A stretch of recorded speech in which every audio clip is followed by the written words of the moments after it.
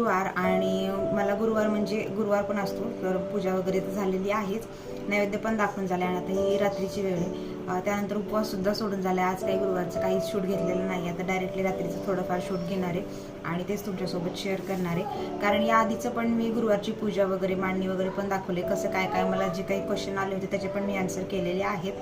त्यामुळे ते काहीच घेतलं नाही आता आज, कारण मध्ये थोडासा गॅप झाला, थोडासा प्रॉब्लेम झाला, त्यामुळे म्हणजे जमलं नाही आम्हाला, करायची नव्हती पूजा म्हणून. तर ते 2 गुरुवार गेले माझे आणि त्यानंतर आता मग 2 गुरुवार म्हणजे एक 10-12 दिवसानंतर हा आलेला आहे गुरुवार.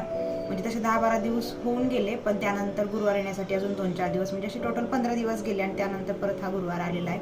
तर आजची छानशी पूजा केलेली आहे, तर ती तुम्हाला आधी दाखवते. पूजा आधी तुम्ही बघून घ्या.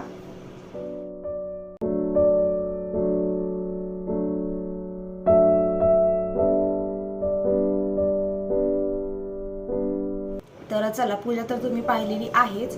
आणि आता मी बरेच म्हणजे 3-4 दिवस झालं की माझ्याकडे पान होते, जे विड्याची पानं म्हणतात, खायची पानं, तर ती होती.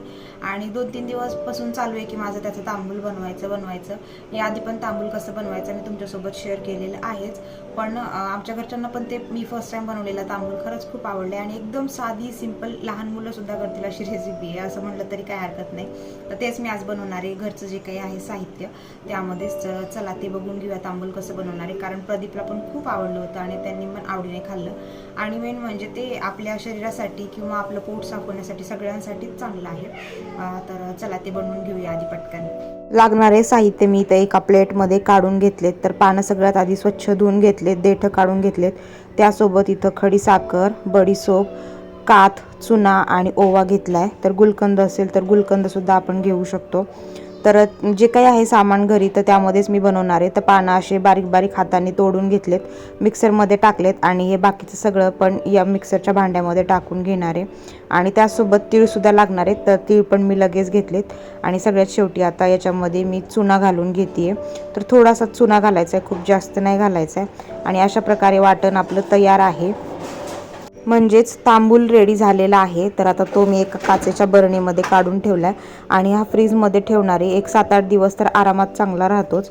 तर आता आल्यानंतर त्यांचं पण जेवण झालं की त्यांना पण लगेच देणार आणि मी पण खाऊन घेतला. रात्रीचे जेवण झाल्यानंतर मग कधी कधी आपलं काही ना काही वेगळं करायचा मूड येतो. तर तसंच माझ्याकडे मेहंदीचा कोन होता पडलेला, बरेच दिवस झालं आणि तो इकडे तिकडेच पडलेला होता. तर म्हटलं चला याचा आज वापर करूया आणि फायनली मग मी आज तो कोन घेतलेला आहे आणि तर मेहंदी काढायला सुरुवात केली आहे. तर टियाचं लगेच चालू झालं की मम्मी मेहंदी काढ मला पण. तर मी माझं थोडंसंच काढलं, तेवढ्यातच तिचं चालू झालं, त्यामुळे तिलाच काढावी लागली. तुला काढायची का मेहंदी? कशी काढायची? काढ मग, तू काढ. नीट बस, मी काढते. माझी मेहंदी मी अर्धीच सोडली, कारण ही पण मला काहीच काढू देत नव्हती. मध्ये मध्ये सारखं येऊन हलवत होती, तिथेच तर बसली होती. त्यामुळे म्हटलं चला आधी हिची काढली ना मग ही शांत बसेल. तर फायनली मग हिच्या हातावर मेहंदी काढायला सुरुवात केलेली आहे. पण ऐकत पण नाही, व्यवस्थित ठेवणार नाही. आणि मेन म्हणजे तिचं कसं आहे आत्तापर्यंतचं तर, की मेहंदी काढली की लगेच एक 5 मिनिटानंतर ती धुवून टाकणार, असं तिचं चालू असतं. आणि आता इथेच मी एका हाताने मोबाईल पकडलाय आणि एका हातानेच मेहंदी काढते, तरी ती शांत बसलेली आहे. आणि तिने मेहंदी पण आज जास्त वेळ ठेवली, तर बघा तुम्हाला पुढे सगळ्या गोष्टी कळतीलच. तर मस्त असं आज मेहंदी म्हटलं काढून घ्यावी थोडंसं, कारण सगळेच जण आता लग्नामुळे मेहंदी काढत आहेत, पण आमच्याजवळ अजून काही लग्न नाही आहे कोणाचं. त्यामुळे म्हटलं चला आपली आपण घरीच अशी थोडीफार मेहंदी काढावी. तर तिची मेहंदी काढली आणि मी पण इथे थोडासा ट्राय करत होते. तसं पाहायला गेलं तर मला काही मेहंदी येत नाही, पण मी असंच कधी ना कधी आपलं करत असते थोडं थोडं, की काढून काढून बऱ्याच वेळेला आपल्याला जसं म्हणतात की म्हणजे प्रॅक्टिसने आपण परफेक्ट होतो. तरी ॲटलिस्ट कधी काही छोटं मोठं फंक्शन असेल आणि आपण आपलं मेहंदी काढू शकतो, एवढी तरी मेहंदी आली पाहिजे. त्यामुळे मग मी असं कधीतरी काढत असते. तर पहिलं या गोष्टी मी खूप करायची, पण आता टियामुळे पण तेवढं काही जास्त जमत नाही. तर मग कधीतरी असा मूड आला काही असेल तर मग मी मेहंदी काढत असते. तर आता हा झोपायचं टायमिंग होतं, तसं तर 12 वाजले होते. प्रदीपचं ऑफिसचं काम होतं थोडंसं, तर ते हॉलमध्ये ऑफिसचं काम करत बसले होते आणि आम्ही बेडरूममध्ये बसलो होतो. आमच्या दोघींचं चालू होतं हे. मग मी पण तिच्यासोबत थोडासा म्हणजे टाईम स्पेंड करत होते, ती पण झोपायला काही तयार नव्हती. तर अशा प्रकारे आमचा आजचा रुटीन मी तुमच्यासोबत शेअर केलेला आहे. आय होप तुम्हाला हे नक्कीच आवडलं असेल. आता तिच्या शाळेला सुट्ट्यासुद्धा लागलेल्या आहेत आणि मग घरी असतील मुलं ना तर त्यांना कोणत्या ना कोणत्या गोष्टीमध्ये एंगेज ठेवावं लागतं. तर ती पण मग थोडंसं याच्यामध्ये बिझी होते आणि नवीन गोष्टी त्यांना पण करण्याचा इंटरेस्ट येतो, त्यामुळे असं काही ना काही करत बसावं लागतं. तर फायनली तर माझी थोडीशी बऱ्यापैकी मेहंदी काढून झालेली आहे आणि तिला मेहंदी काढून दिल्यामुळे ती शांत आहे, नाही तर ती एवढी शांत बसली नसती. तर चला, हे अशा प्रकारे आमचं आजचं छोटंसं रुटीन होतं. आणि हे बघा, हे असं तिचं ही एक सवय आहे, आता कधी बंद होते काय माहिती. खूप वेळेला ती अशीच करते, तिला किती पण सांगितलं तरी कळत नाही आणि लपवून ठेवलं तर ती शोधून शोधून ब्लँकेट काढतेच आणि असं तोंडात घालते आणि कॅट कॅट म्हणून कधी कधी खेळत असते.